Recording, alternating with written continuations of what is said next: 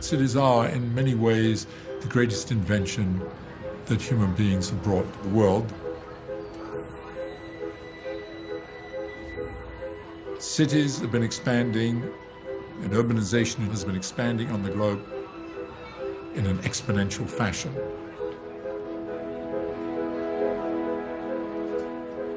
Most extraordinarily, we are urbanizing people on the planet at maybe 1.5 million people every week.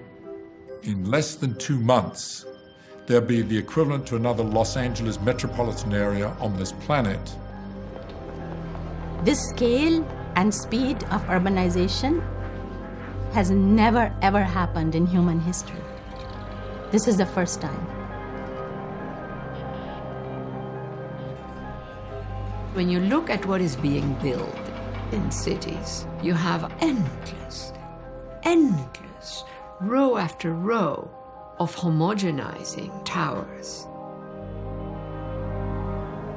And you see more and more highways.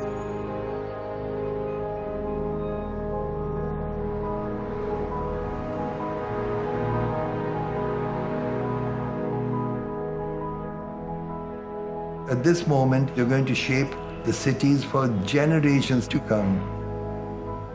People need to realize this is an opportunity which will never come again.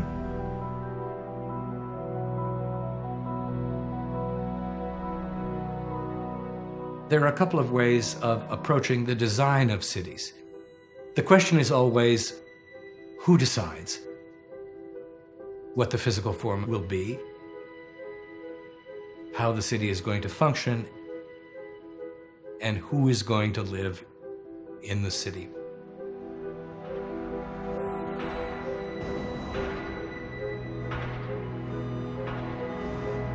In order to understand what's happening today, we need to think about two great figures in the middle of the 20th century who embodied the struggle for the city.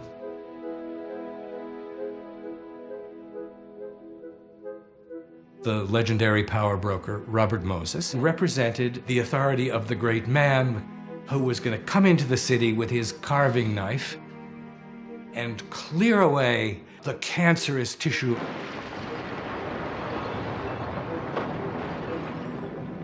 and replace it with the shiny implements of modernist planning. You have to move a lot of people out of the way of a big housing project or slum clearance project. A lot of them are not going to like it. Many of them are misinformed. In opposition to the homogenizing clarity of Moses was Jane Jacobs.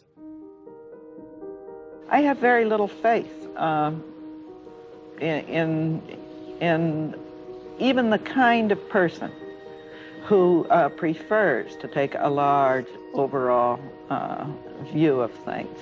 Jacobs was an outsider. She believed the city is not about buildings, the city is about people.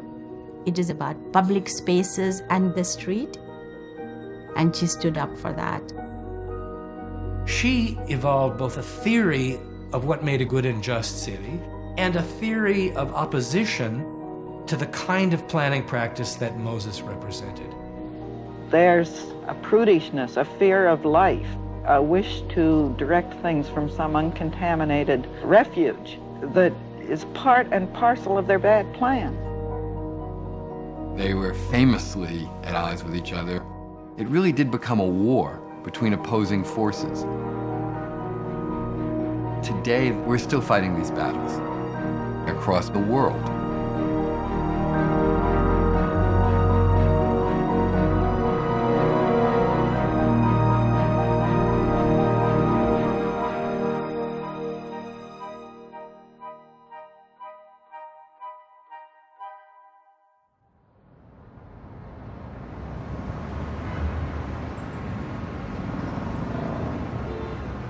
When we look across the spectrum of all the problems generated by urbanization, There is the extraordinary realization that, my gosh, these have been problems that have been around for the last 100 years in cities. New York, of course, is the greatest example of that.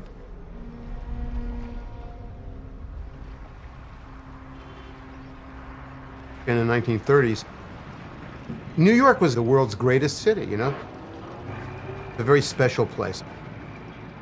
Just the exuberance of metropolitan life in the early 20th century. That's, the great age of the first real great skyscrapers. The Empire State Building is at the very climax of that. But then it all kind of crashes with the Depression. Through the entire decades of the 30s, it's just one problem after another. Now, this is an unfortunate period for the city. We've done an immense amount to cure these diseases, and we have much more to do. Robert Moses started to work in an era where we had a great many people living in truly horrible conditions. He began his professional life in opposition to those conditions. Moses emerged out of the progressive movement early in the 20th century in New York. The progressives were eager to improve the city. His early work in developing public parks and public beaches was about making life better for people who were not rich. Now, if we don't clean out these slums, the central areas are going to rot. And it's all nonsense to say that the problem can be solved by rehabilitating and fixing up old law tenements. Can't be done. That problem we've got to face.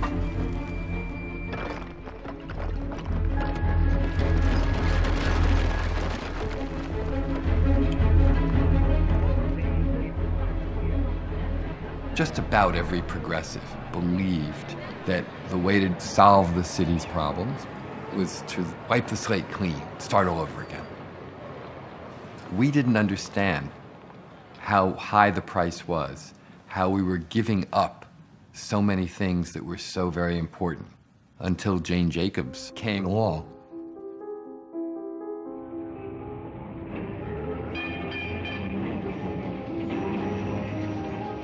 I just loved coming to New York. It was inexhaustible just to walk around its streets and wonder at it.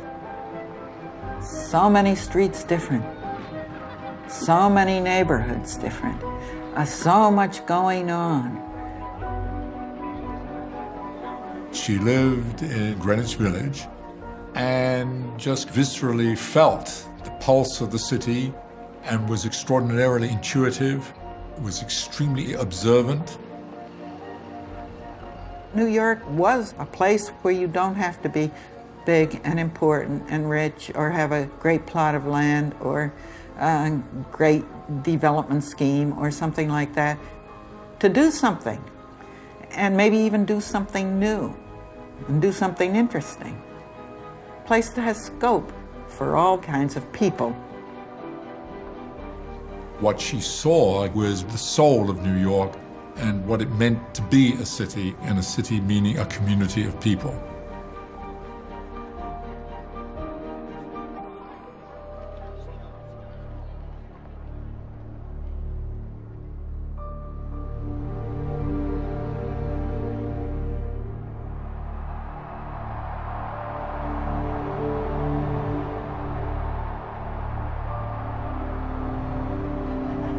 After the war, the most sensational thing that came was the full flowering of this vision of the expressway tower city.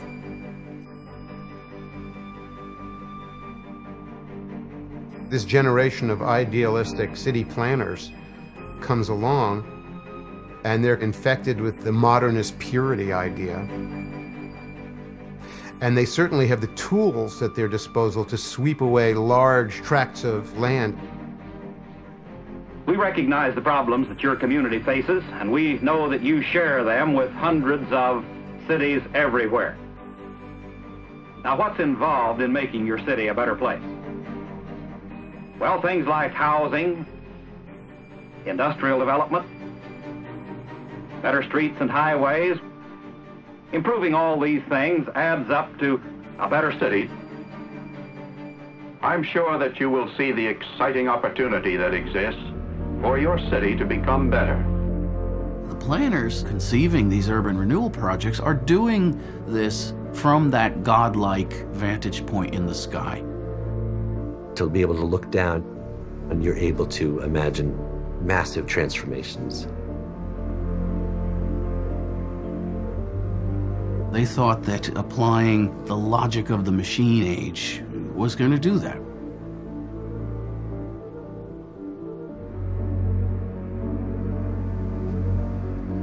The problem had to be solved by some supervisor noticing where the slums were, noticing where the traffic was, and going in and bulldozing and building grand projects. Well, we got out a brochure just now telling when everybody has to move. Robert Moses was the great embodiment of this.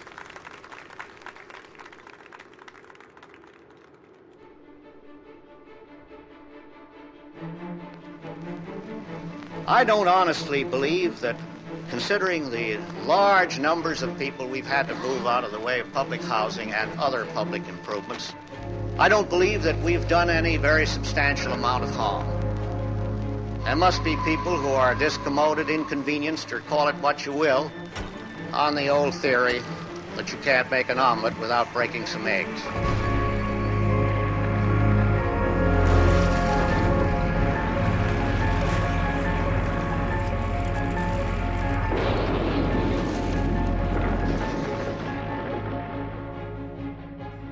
After the Second World War, Robert Moses began to amass power.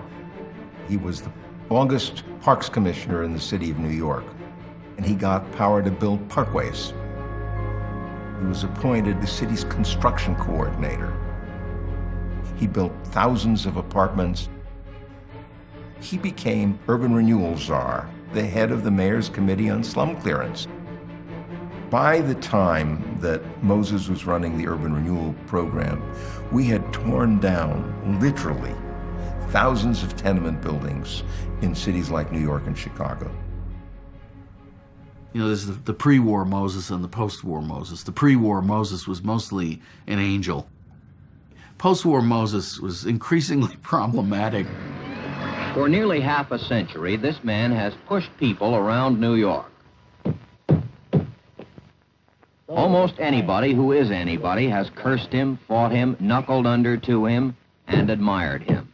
The list of his adversaries include Franklin Roosevelt, Fannie Hurst, Elmer Davis, who once compared him to Hitler, Walter O'Malley, and hundreds of thousands of landowners who thought their property was sacred. Absolute power corrupts absolutely, and Robert Moses was absolutely powerful. So he had amassed not simply an incredible amount of power, but had insulated himself from oversight by political authorities and by the broader public.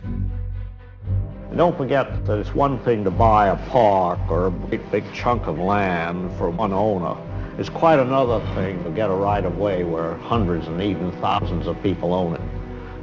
Theoretically, and according to some of the goo-goos and uplift organizations, we ought to negotiate with every individual until he's happy. Can you imagine when you'd build anything on those conditions? Moses, along with all of the people that were involved in the urban renewal program, had an agreed-upon agenda. People needed adequate housing, adequate recreation facilities, and the motor car was coming to America and it needed to be accommodated on a large scale. That was the agenda. Moses became one polar view of what you could do.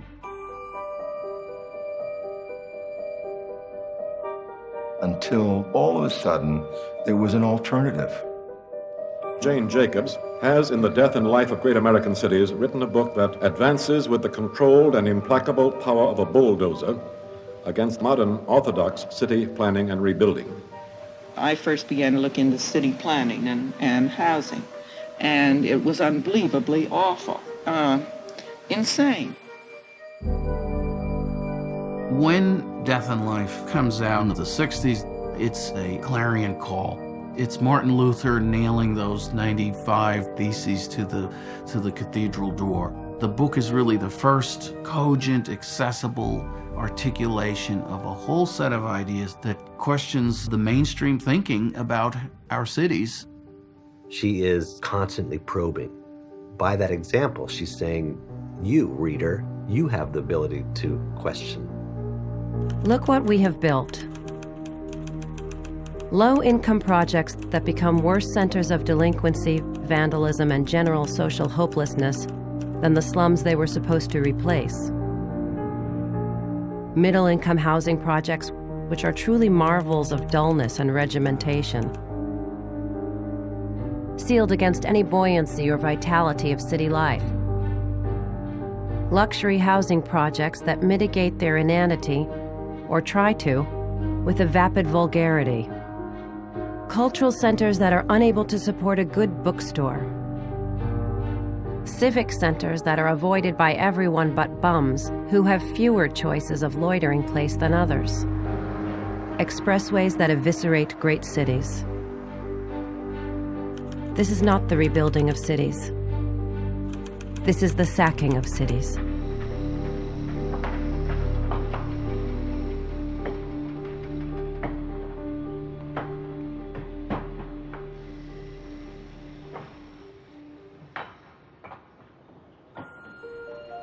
She was questioning orthodoxy and, in essence, saying the emperor has no clothes. At a time when women were not welcomed in those kinds of environments.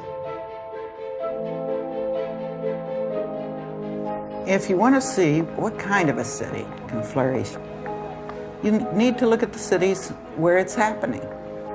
There must be a lot of diversity, continually building up, diversity of kinds of work, diversity of kinds of people. She revealed the way to create better cities is by working with the people who live there and the fabric that existed. The traditional fabric that people inhabited. There have to be areas of the city which people use a lot, walking on the streets, and use at all times of day. Jane understood neighborhoods need lots of connections, short blocks, lots of turns, allowing different kinds of interaction. Neighborhoods need a mix of buildings, old and new. They need diverse uses 24/7 so that they're safer. Constant connection with neighborhoods around so that you're not isolated. You need public spaces that are accessible to people. It's all a great network in a city. It's all related. She observed these early qualities at a time when housing was being built in completely the opposite direction. They were isolating communities. They were creating dead-end streets. They were separating work uses and recreation and residential uses. She was explaining how life worked.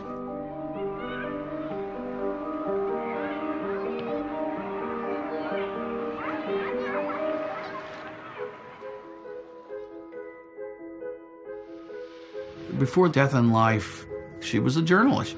She was a very savvy observer of human behavior, of places, of cities. Jacob started writing about the city when she was 18 years old. She was a secretary for a candy company. She was determined to write on the side. She did what any good enterprising writer would do. She got freelance jobs. Her curiosity was so remarkable. She writes about specific economic districts in the city. She does the jewelry district, she does the fur district, she does the flower district. And she develops a voice, and where does she sell them? To Vogue magazine. She was writing pieces about what she was observing and seeing in the city. The best way to plan for downtown is to see how people use it today, to look for its strengths, and to exploit and reinforce them. There is no logic that can be superimposed on the city. People make it. And it is to them, not buildings, that we must fit our plans. She's curious, she's got a really good craft, she knows how to write. And she finds herself in a staff job with Architectural Forum.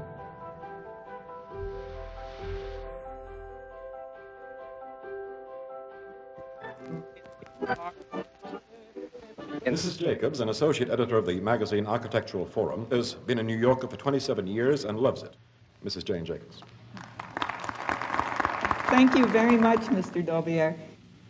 One fine day, Architectural Forum put me on an assignment about some urban renewal projects that were being done. In Philadelphia, as a matter of fact.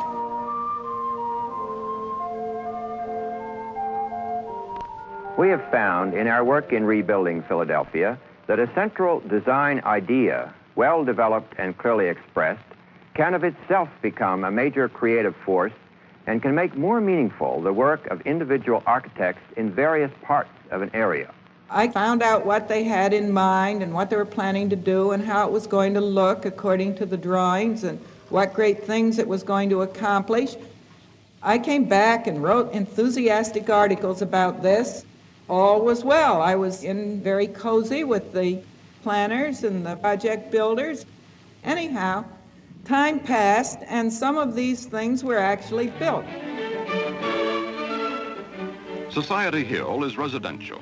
The oldest part of the city, it is the site of an intensive restoration project. Houses, many predating the American Revolution, slowly had grown dilapidated and had been converted to other uses.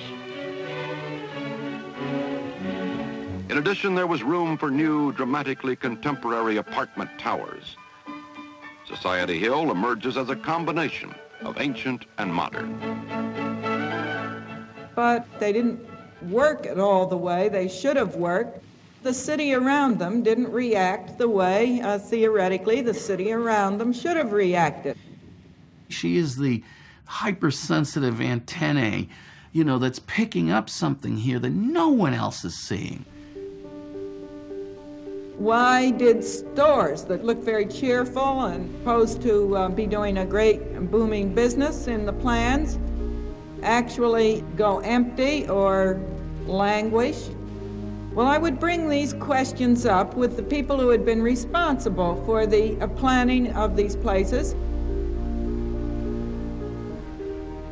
And I got quite a lot of alibis, boiling down to people are stupid. They don't do what they're supposed to do. And this was a great shock to me. Never mind highfalutin theories and so forth. What are we looking at? What are we seeing? Do you want to trust some theory that somebody figured out sitting in an office somewhere? Or do you want to trust what you actually see out there with your own eyes? Maybe the experts didn't really know as much as they pretended to know.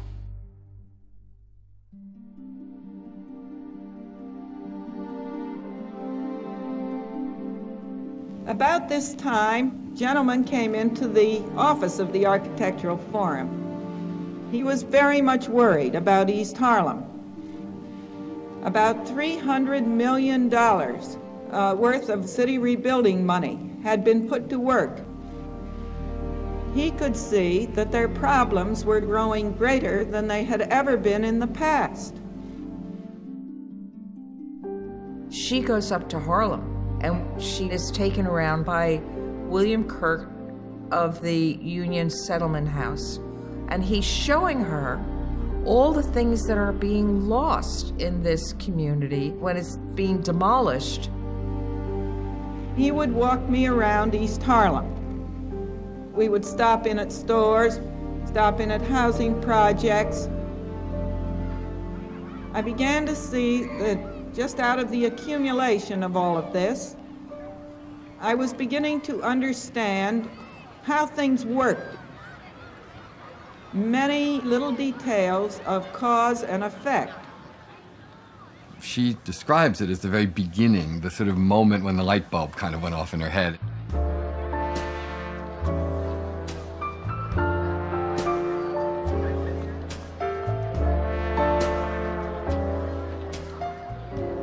What I was seeing, in fact, was what makes the very intricate order of the city. This has to do with a quality that's called, rather vaguely, urbanism.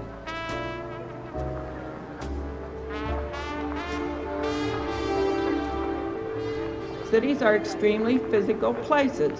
It's not an inert mass. It's enterprises and people reacting in certain ways to each other and mutually supporting each other. And wherever it worked properly, there seemed to be an awful lot of diversity. Many different kinds of enterprises, many different kinds of people, mutually supporting and supplementing each other.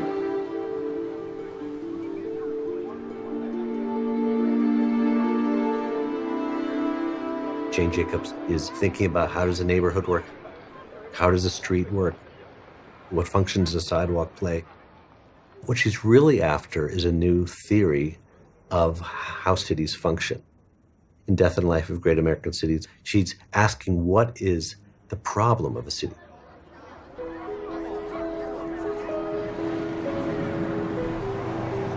She argues a city is a problem of organized complexity. Looks on the surface like it's complex and disordered, but in fact there's an underlying structure. It looks like chaos, but in fact there's a balance, there's a productive mix of different functions and organisms.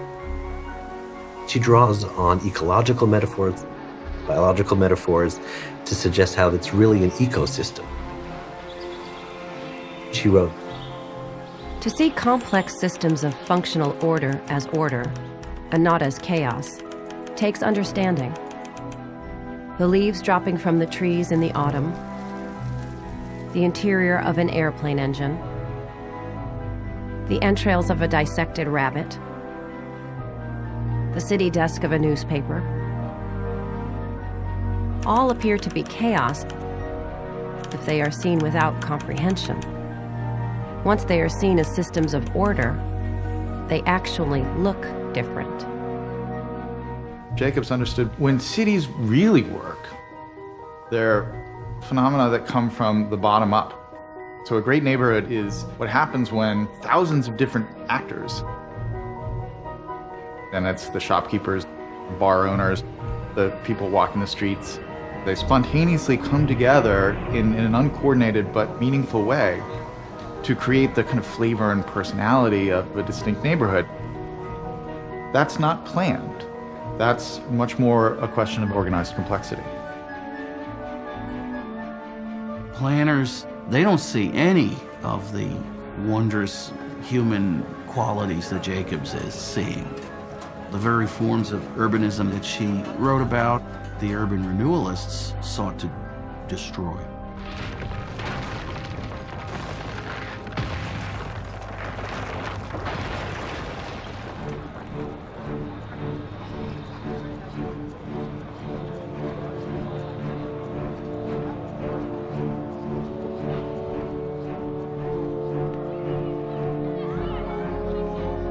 What would you do for Harlem? The slum core of Harlem, I'd take that and all the other similar slums. I'd tear them all out, every bit of them. It's a cancerous thing and you just got to wipe them out. I say that you have a cancerous growth there that has to be carved out. All right, you've carved it out, now you've replaced it with something new. Yes, that's right. Whether Something that's decent, Right. something that involves light and air, and new schools and playgrounds and parks. And you think I'd say that's a hell of a big contribution, and certainly all the contribution that I would be able to make with all the people I can persuade to make it. Instead of following the natural way that people used space, city planning in this post-war era and modern architecture created this abstract vision of what it should be. concentrated on the utopian and the ideal.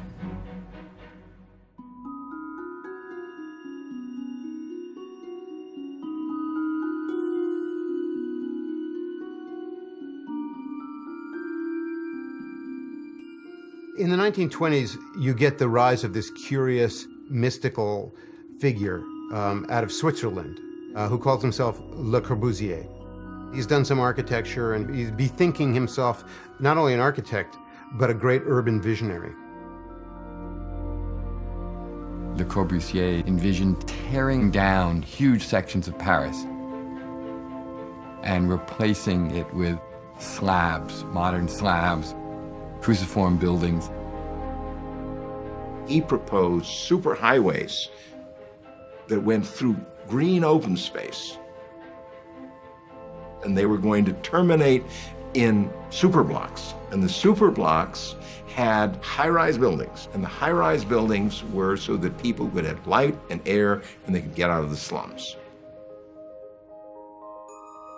And he was thoroughly of the opinion that if you had good architecture, the lives of people would be improved, and that architecture improved people, and people would improve architecture until perfectibility would descend on us like the Holy Ghost, and we'd be happy forever after it.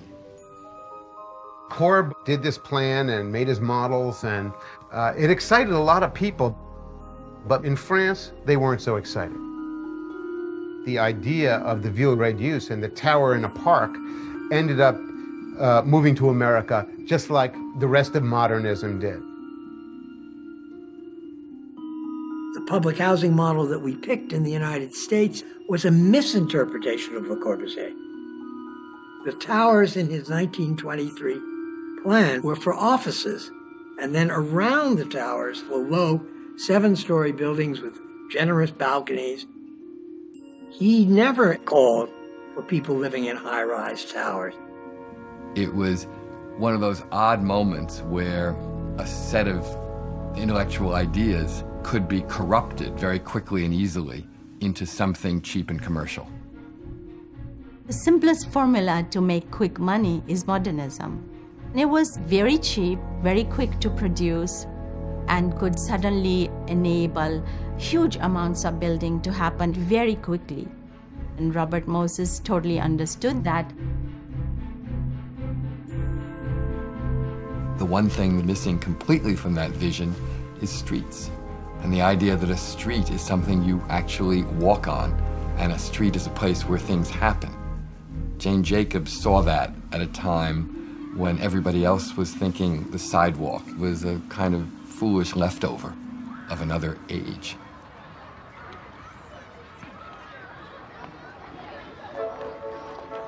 This is something everyone already knows. A well-used city street is apt to be a safe street. A deserted city street is apt to be unsafe. But how does this work, really? There must be eyes upon the street. Eyes belonging to those we may call the natural proprietors of the street. The buildings on a street equipped to handle strangers and to ensure the safety of both residents and strangers must be oriented to the street. They cannot turn their backs or blank sides on it and leave it blind. Philosophically, what she recognized was safety doesn't come from armed security guards blocking the entrances. What makes a neighborhood great is precisely the fact that there are people on the street. The sidewalk must have users on it fairly continuously, both to add to the numbers of effective eyes on the street and to induce the people in the buildings along the street to watch the sidewalks in sufficient numbers. Nobody enjoys sitting on a stoop or looking out a window at an empty street. Almost nobody does such a thing. Large numbers of people entertain themselves off and on by watching street activity. She went out and looked at things. When she said that the doormen were paid eyes on the street and that the same thing could happen from bars on the street in West Village, I understood what she was talking about. Nobody has to worry about things where there are a lot of people on the street. Jane Jacobs reverses the vantage point. What is it like actually to live in these places from street level? And it's that simple change of perspective that led her away from the orthodoxy of the time.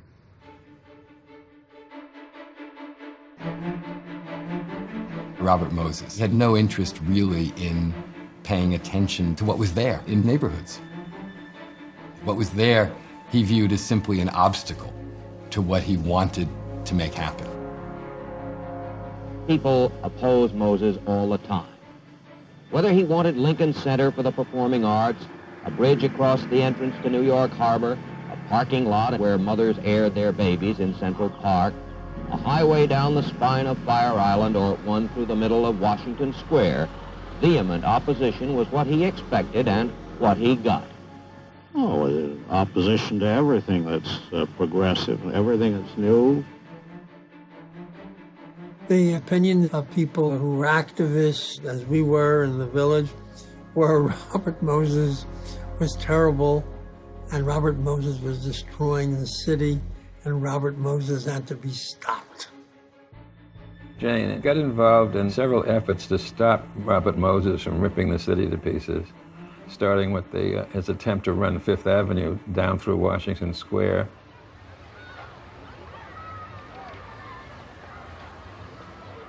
The first time I became aware of the threat of what the highways were doing and could do to New York was when along came the plan to push Fifth Avenue through Washington Square Park and down below it as a continuous street.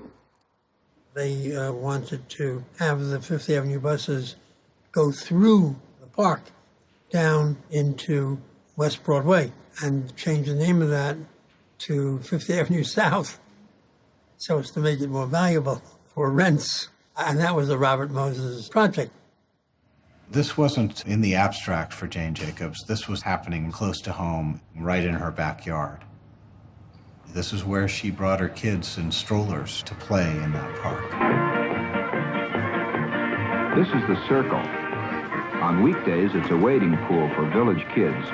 But on Sundays, the water is turned off and the Circle becomes a meeting place for guitarists, bongo and banjo players, villagers on a stroll, folk singers, and tourists. To me and to many others, we were outraged about a road going through Washington Square, and we were going to save Washington Square Park. Washington Square was really Jane Jacobs' beginning as a civic activist. All of the activists, myself included, were involved in trying to stop that. The leaders there included Jane Jacobs and Shirley Hayes. Jane was not deferential to power. So she ups the ante on that Washington Square fight and says, I'm going to write the mayor. I have heard with alarm and almost with disbelief the plans to run a sunken highway through the center of Washington Square. My husband and I are amongst the citizens who truly believe in New York, to the extent that we have bought a home in the heart of the city and remodeled it with a lot of hard work. It is very discouraging to do our best to make the city more habitable, and then to learn that the city itself is thinking up schemes to make it uninhabitable. Jane's example that she set for herself is an example for other people to follow. If a highway is coming through that's going to be very destructive and you know it's an idiotic thing, you fight that highway. Protest against stultification and the status quo and things that touch you and your neighborhood directly. I think she was effective because of the force of her personality and the fact that she was able to mobilize a lot of people. And Margaret Mead and Susan Sontag and all the various folks that Jane was involved with were drawn to the tangibility of this particular fight.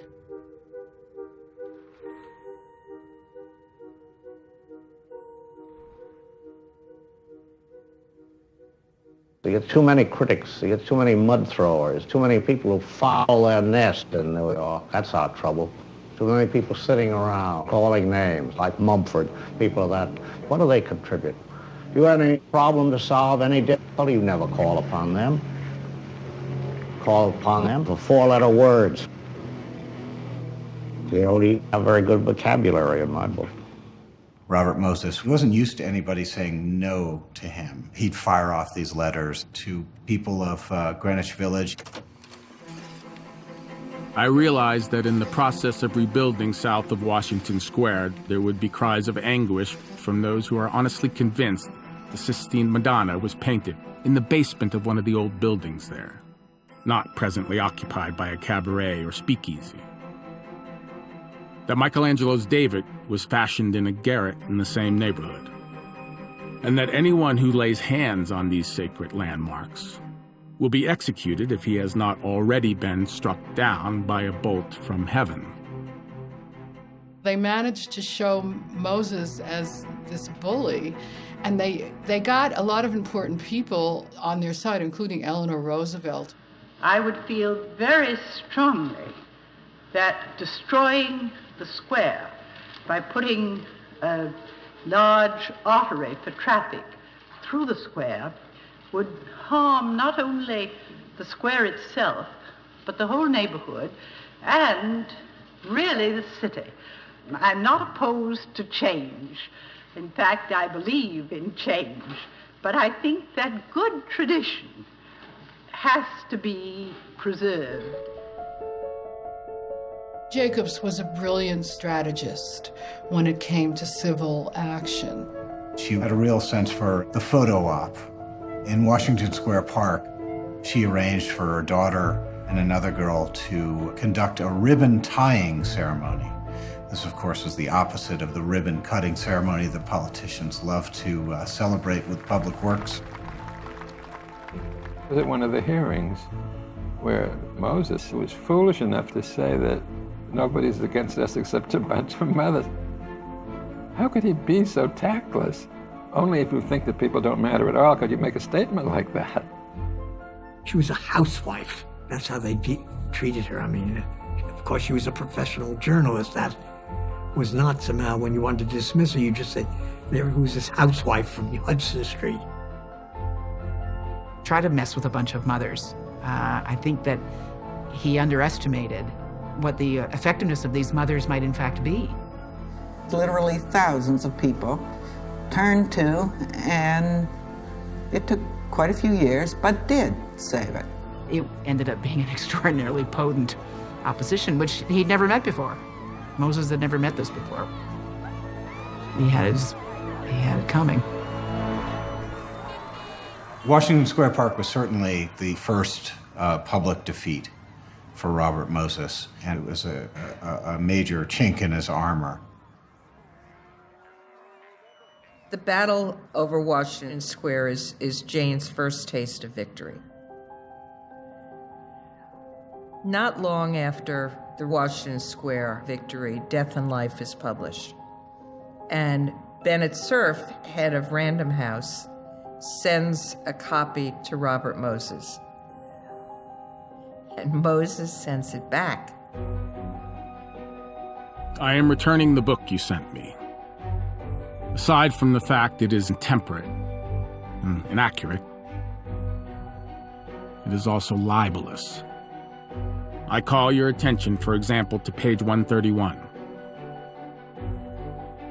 Robert Moses has made an art of using control of public money to get his way with those whom the voters elect and depend on to represent their frequently opposing interests.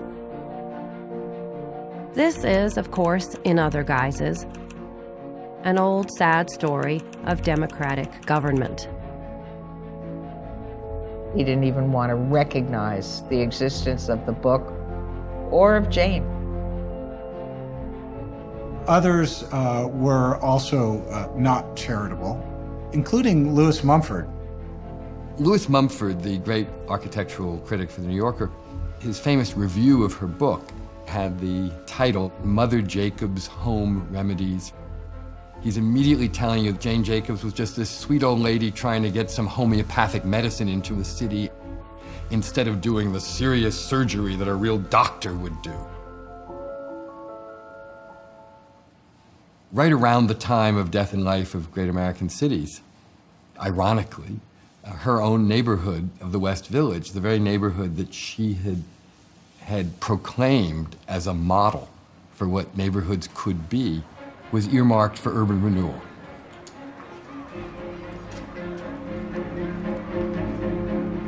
Moses was commissioner of housing and the urban renewal effort to build more public housing in New York City. He actually stepped down from that position, but before he did, he designated the West Village as eligible for slum designation.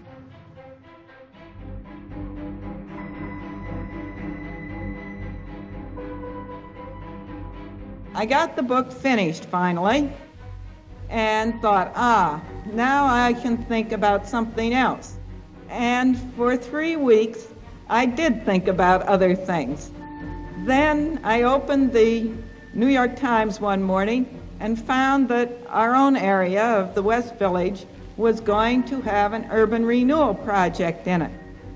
She really didn't think of herself as a community organizer, as a street fighter of that sort. She's a writer. She didn't appreciate the distraction. She really didn't, but she knew she had to do it. She was sad. I mean, she would shrug her shoulders and say, what can I do?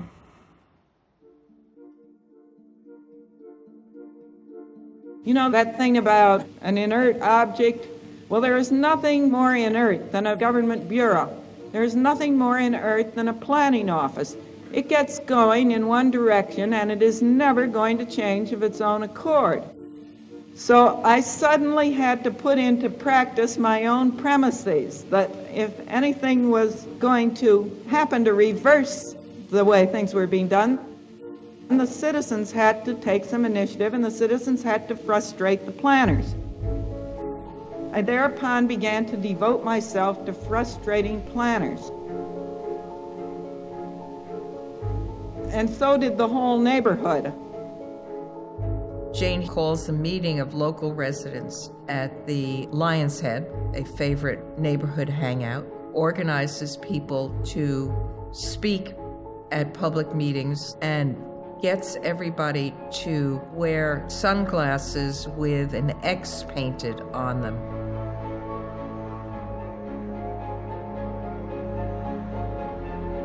They were fairly sophisticated, I think, in the tactics that they would employ. And they're tackling somebody who's been writing for a living for a couple of decades and knows how to make an argument. We all knew one another, and we were constantly planning on how to get the mayor on our side and how to threaten him. And we did. We got him on our side. She filed a lawsuit against the city of New York to try to block the urban renewal plan. I think that the time has come to put the West Village urban renewal proposal to rest. Promptly remove the West Village designation. Cordially, Robert F. Wagner. They prevailed, and at the end of the day, the slum designation never happened in the West Village. She effectively showed the people of Greenwich Village that they could fight City Hall, that they did not have to accept the plans of the planners at their drafting tables, and that they could reject those lines being drawn around their homes. Any city that's tearing down its buildings just to make money for a development or just to have novelty is doing something criminal.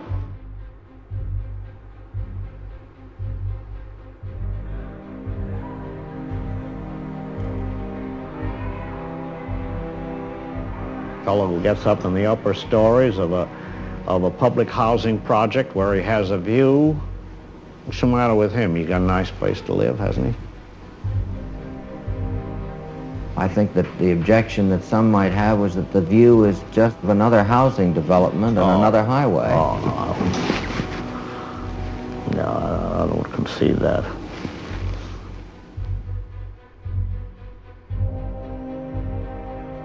It wasn't just that they wanted new housing in place of the old. They wanted an entirely different looking city.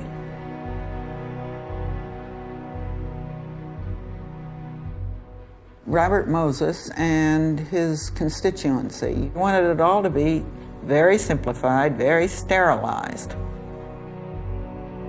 It was the hubris of Moses and his ilk.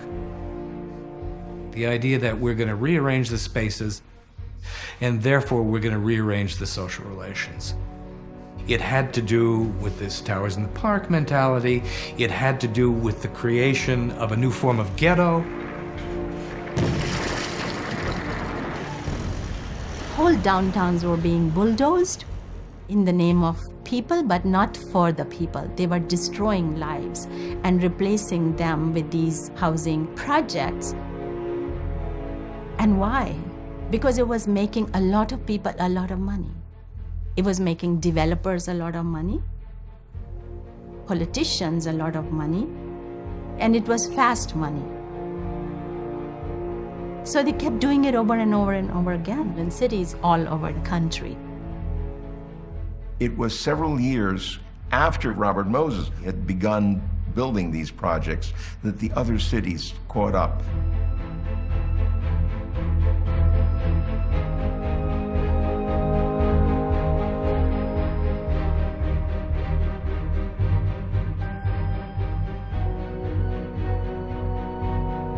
What they were building was the Corbusian model. You saw the kind of building of these housing projects across the United States, 25-story block apartment buildings with playgrounds and gardens around them that looked great in all the drawings. Here in bright new buildings with spacious grounds, they can live. Live with indoor plumbing, electric lights, fresh plastered walls, and the rest of the conveniences that are expected in the 20th century. In these projects, children can play in safety on the wide lawns, not in the littered alleys and vacant lots.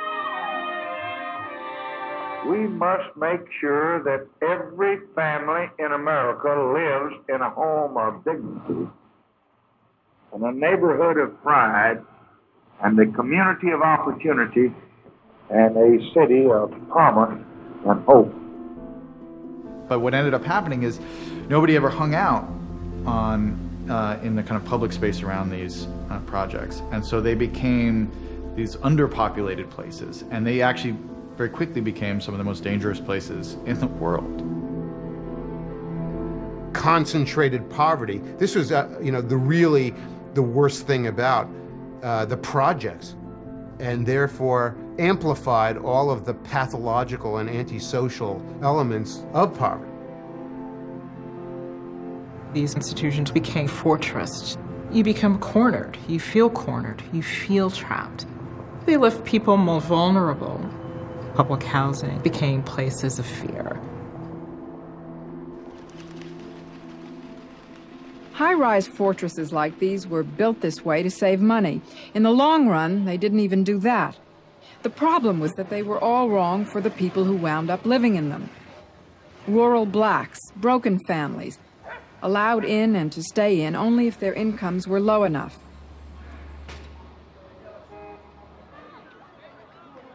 Most cities now are engaged in something called urban renewal, which means moving the Negroes out. It means Negro removal. That is what it means. And the federal government is an accomplice to this fact. Now we're talking about human beings. There's not such a thing as a monolithic wall or, some abstraction called the Negro problem. These are Negro boys and girls who at 16 and 17 don't believe the country means anything that it says and don't feel they have any place here. The phrase urban renewal is Negro removal was an acknowledgement by African Americans that this was an assault. Removal is in a sense of out, over there, away, far away, someplace inhospitable where you can just die. And a huge part of what happened to people was that they were put in inhospitable places. And African Americans were put in at the margins of the city in places that could barely support the vital kind of life that people need to prosper. It's as though the builders had not realized that children would be living there. Nor did they foresee the crime, the vandalism, which is really the acting out of rage and self-loathing that can make people want to destroy their own property. People had lived in communities that were messy, but they worked. People had social capitals. People watched each other's child when somebody was not there. All this was actually taken away. People had no investment emotionally People resented these projects that had been built for them because they were poor. So you see a lot of windows broken out, but they all weren't broken out by children throwing rocks. And what's more natural than children throwing rocks? They don't have nothing else to do. There's absolutely no recreation facilities here. And the playgrounds like this is a mockery for thousands of children. Tenants had no input as to what they wanted. It was built because somebody said this would be good for children to play on. There were graffiti everywhere, and there were drug problems, and all the problems that you can imagine come from when you uproot people without their will. And what do you expect? That they will love these projects? No, that wasn't going to happen.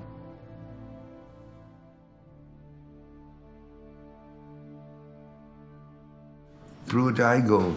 If you really see an aerial view of it, those buildings were spaced quite a distance apart. If you took them and threw them on their faces, which is where they should have fallen, you would get lovely housing 20 feet high. You can take a look at a little exercise here that if these towers, the slabs, are removed from the towers, you begin to see a different attitude of what is visible. You begin to see through the site as opposed to looking at a slab of buildings running. One thing the tenants are really stressing is for a low-rise building closer to a home, something that they can relate to. What we're trying to do here is to take a given situation and try to bring it back to a community where people would want to live.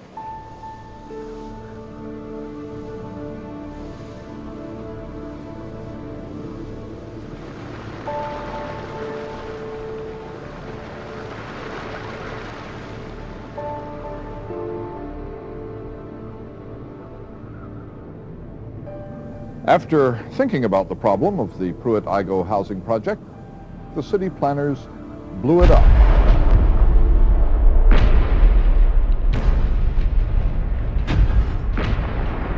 Just dynamited in a way.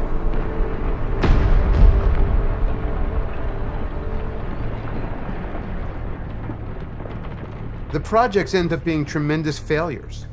You know, we know all about that failure now. And everywhere they existed 30, 40 years later, they're all being torn down.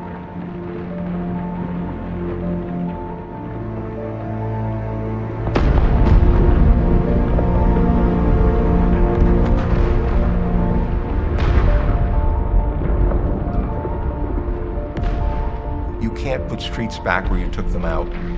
You can't put stores back. You can't put the daily life and all the institutions. It takes generations to build up those institutions. That's what was eliminated by these projects.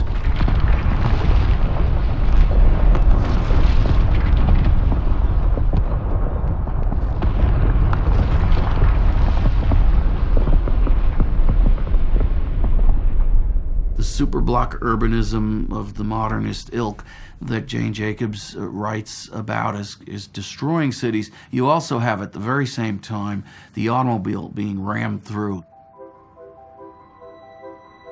This causes as many problems as the urban renewal projects. The most profound influence on the city in the last 100 years has been the automobile. The decision made almost inevitably was to drive the freeways, the interstate system, right through the cities and through neighborhoods whose value city elites and developers wanted to ultimately reclaim.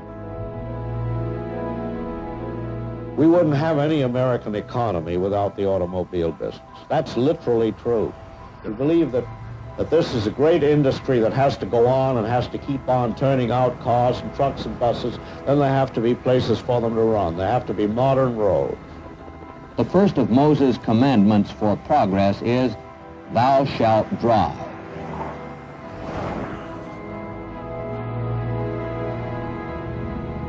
Jane Jacobs was one of the very first people to say the car is not supreme. The people who walk on the sidewalk are what makes the city.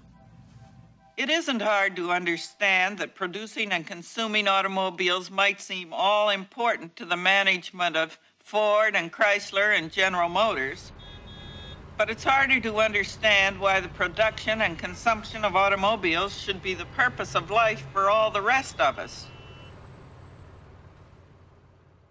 Moses was about realizing a very particular vision of the American dream that was, what's good for General Motors is good for the United States of America. I am privileged to present the winner of the Grand National Award, Robert Moses of New York. Robert Moses, New York City construction coordinator, is a world-famous highway planner, a man who knows his business. What he was really doing was tearing up vital neighborhoods, for example, in the South Bronx, where he built the Cross-Bronx Expressway.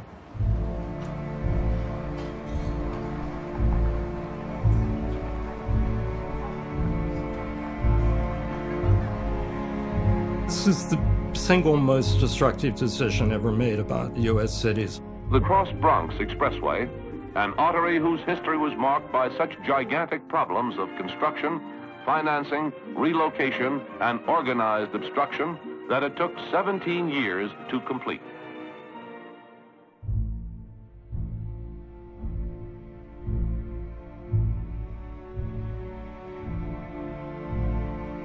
The Cross-Bronx Expressway ripped through the heart and the middle of the Bronx, creating what was a wall between what eventually was known as the northern and the southern part of the Bronx. Robert Moses thought he could get away with anything. Who's going to stop him? He's got all the city politicians around his side because he's bringing a lot of federal money from the federal highway program. And that gets passed around. Today, our greatest single problem is tenant removal. The tendency on the part of people in politics, as well as those who are living on these rights of way who are immediately affected, is to assume that the people who are doing this job are unsympathetic, they're even sadistic. Well, of course, that isn't the truth at all. When you remove the daily life, when you remove the stores, you remove the places that constitute where they spend time, what we would call the public realm, the sidewalks, the bars, the grocery stores, you remove the city. And that's what Jane Jacobs says. You draw away the people with a prescription that is guaranteed to hurt cities. Well, you have to bullet through. You've got to do it. It's like all these things that have opposition. The fact that 2,000 people come and agitate against the extension of an expressway doesn't prove that you're not going to build the expressway. So many of the problems of the South Bronx grow directly out of the devastation caused by building that expressway, which of course became totally gridlocked 15 minutes after it was open. I mean, Moses thought he was improving the city by bringing it up to date, by making it work for the automobile.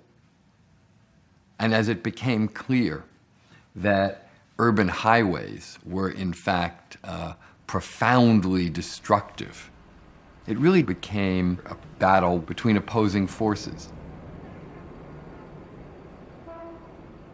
Of course, in Lower Manhattan, Moses wanted to build a road right across the city there. The whole cast iron district would have been basically obliterated. The Lower Manhattan Expressway was to have connected the Holland Tunnel with the Williamsburg and Manhattan bridges.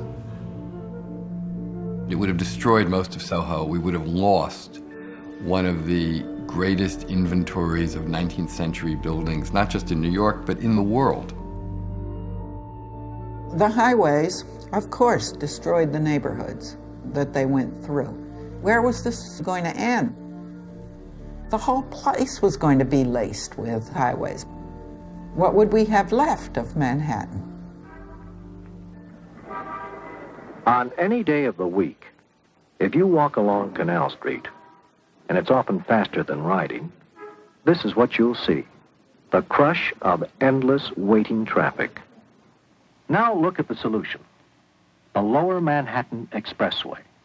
Only practical highway crossings serving the Lower Manhattan commercial and business districts.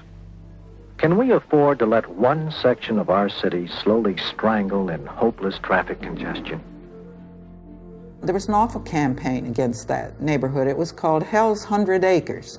A bottled up, stagnating section of the city. No new private buildings erected in 30 years. A valley of economic depression. The need is urgent. We must have a Lower Manhattan Expressway now. The local priest at a church on Broome Street had heard about Jane's successful defenses of fighting Moses and asked if she could help. Father, what effect do you feel that the expressway will have on the neighborhood? Well, the expressway will destroy the neighborhood.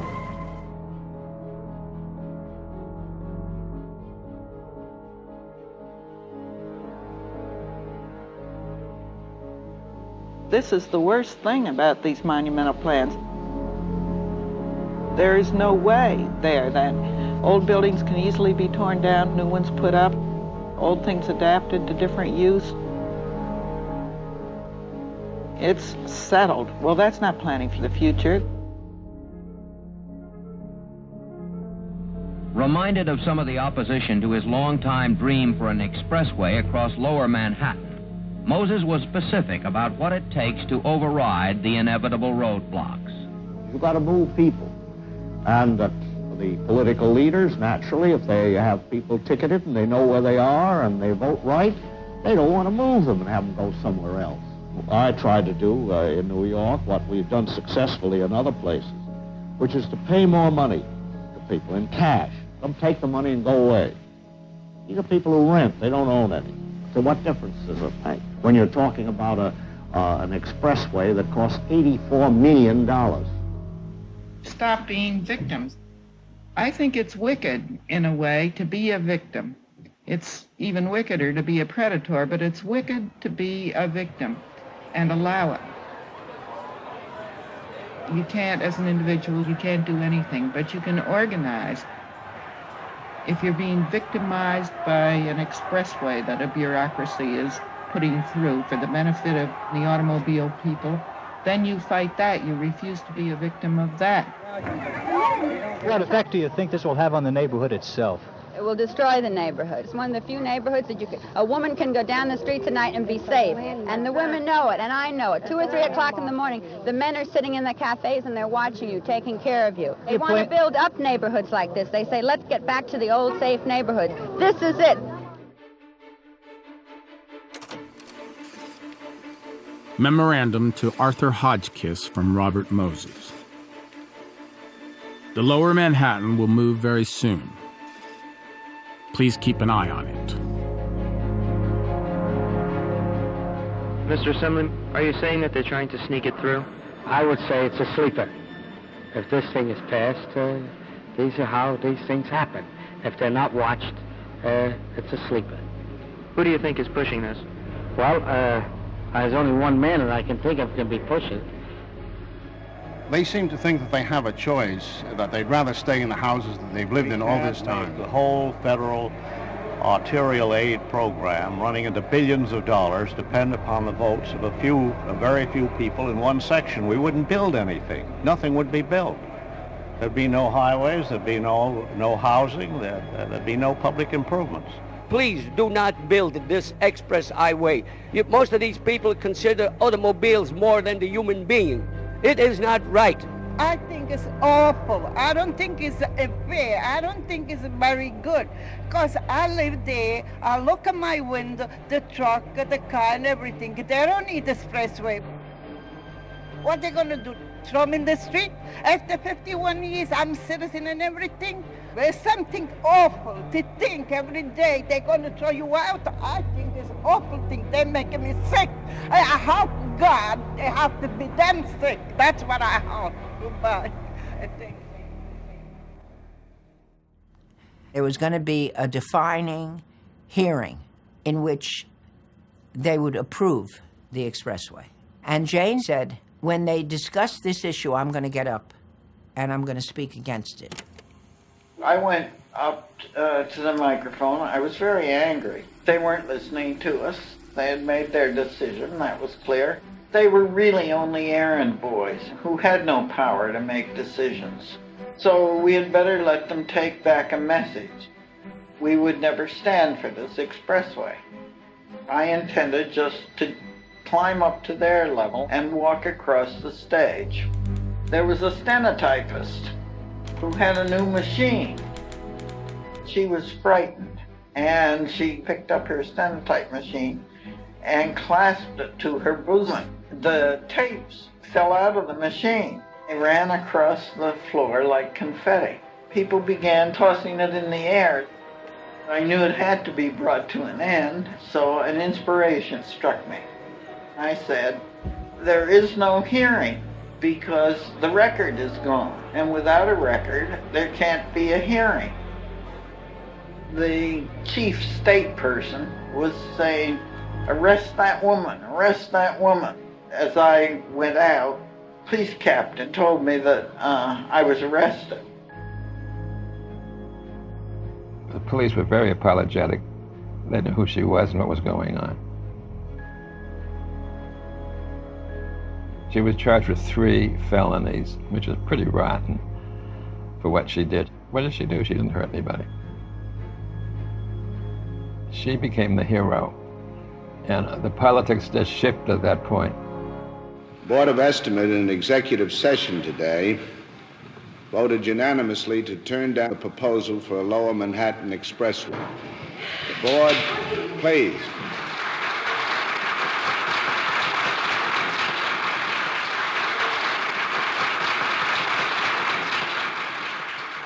That was the decisive moment. And Moses couldn't do anything. He was just a pure villain. The politicians were villains. At that point, it was clear that no politician was going to get away with this. The Lower Manhattan Expressway was really the beginning of the end for Robert Moses. Robert Moses was finally squeezed out by Nelson Rockefeller, who, as governor of New York, might have been the first public official powerful enough to call his bluff. Moses was famous for threatening to resign when he was unhappy with something. Rockefeller said at one point, okay. And Moses had no choice. He couldn't back down, and he was gone. After the Moses Expressway situation was finally settled, Jane felt she could go to Canada with her typewriter and become a writer again. Her husband, who was an architect, was building hospitals up there. And the sons were there to keep out of that awful Vietnam War. Of course, as soon as she got to Toronto, she saw there was another expressway heading right for her house, the Spadina Expressway. She stopped that too, and then got to work. The Lower Manhattan Expressway was officially dead in the year 1970. Meanwhile, across the country, these kinds of freeway revolts were taking place, and similar roadways were being defeated. But the Lower Manhattan Expressway was really the leading example. If that had happened, there would be no Soho. The entire history of development and redevelopment and adaptive reuse in the city would have played out in a different way. It would have been the single most damaging intervention in the urban fabric in Manhattan in the 20th century, period.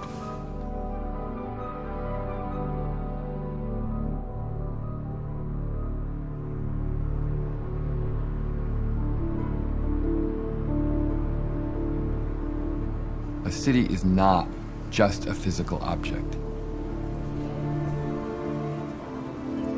The city is a living thing. It will always morph and change. Our goal has to be to manage change well, not to freeze it in time. As cities around the world are obliged to house this dramatically increasing population, we still have the conversation in terms of top-down versus bottom-up, formality versus informality. These are the eternal polarities of thinking about the city.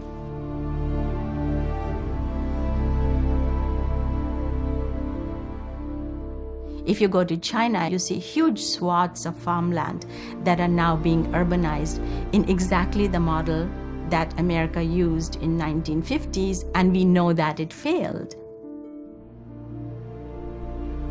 China today is Moses on steroids, you know, and the notion that Moses could not have conceived of this extraordinary scaling up of what it means to build. In that sense, history has outdone him. These isolated developments with hundreds of similar-looking blocks with no urbanism, no street, who can live in them, and how would you live in them? What they're building today, I think, is the slums of the future. And they're made in concrete. They're going to last at least 60 years. We're condemning future generations to an absolute world without hope.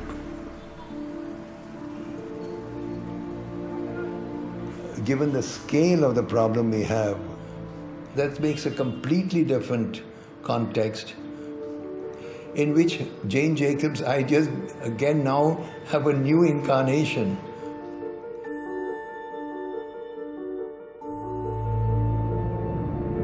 It is so easy to blame the decay of cities on traffic, or immigrants, or the whimsies of the middle class.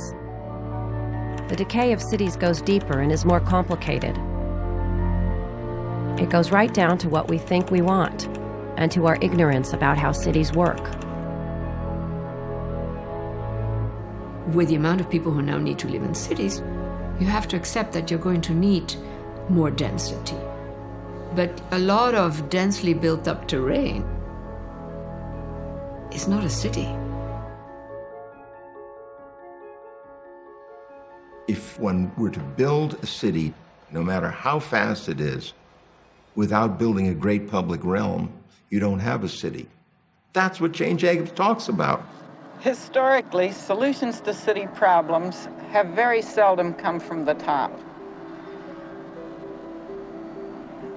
They come from people who understand the problems firsthand because they're living with them, and who have new and ingenious and often very offbeat ideas of how to solve them.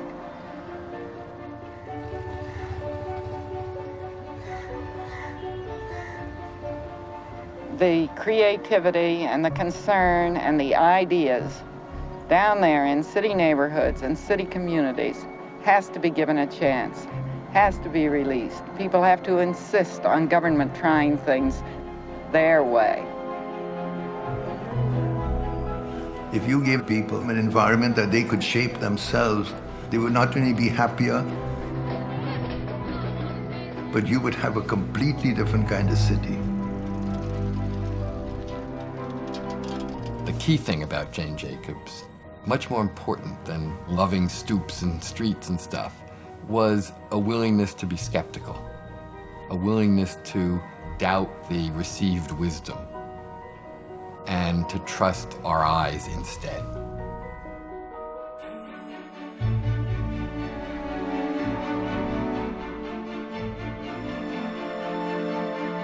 Under the seeming disorder of the old city, wherever the old city is working successfully, is a marvelous order for maintaining the safety of the street and the freedom of the city. It is a complex order. This order is all composed of movement and change, and although it is life, not art, we may fancifully call it the art form of the city and liken it to the dance, not to a simple-minded precision dance, with everyone kicking up at the same time, twirling in unison and bowing off en masse, but to an intricate ballet in which the individual dancers and ensembles all have distinctive parts, which miraculously reinforce each other and compose an orderly whole.